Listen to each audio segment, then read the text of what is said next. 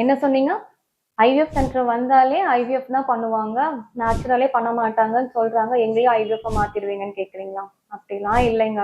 எந்த ஐவிஎஃப் சென்டர்லயுமே யாரையுமே எடுத்த உடனே வாங்க ஐவிஎஃப் பண்ணிக்கலாம்னு கூப்பிடுறதே இல்ல. First complete evaluation. உங்களோட எக் growth எப்படி இருக்கு? குவாலிட்டி எப்படி இருக்கு? ஹஸ்பண்டோட செமன் எப்படி இருக்கு? உங்களோட டியூப்ஸ் எப்படி இருக்கு? உங்களோட ஹார்மோன் லெவல்ஸ், உங்களோட எண்டோக்ரைன் மெத்தட்ஸ்லாம் எப்படி இருக்கு அப்படிங்கிறதெல்லாம் பார்த்துட்டு சின்ன சின்ன மெத்தட்ஸ்ல நேச்சுரல் மெத்தட் அண்ட் ஐயுஐ மெத்தட்லாம் ட்ரை பண்ணிட்டு அன்எக்ஸ்பிளைன்ட், அதாவது என்ன ரீசன்னே நம்மளால கண்டுபிடிக்க முடியல. மேரேஜல் டியூரேஷன் ஒன்று இருக்கும், ஃபேக்டர்ஸ் அதர் ஃபேக்டர்ஸ்னு ஒன்று இருக்கும். இதெல்லாம் பார்த்துட்டு நடக்கலன்னா தாங்க நாங்கள் ஐவிஎஃப் பற்றியே பேசுவோமே. அப்படி இல்லைன்னா எந்த ஐவிஎஃப் சென்டரும் சரி, எந்த ஐவிஎஃப் டாக்டர்ஸும் சரி, எங்கேயுமே உங்களை ஃபோர்ஸ் பண்ணி ஐவிஎஃப்க்கு வாங்கன்னு சொல்றதே கிடையாது.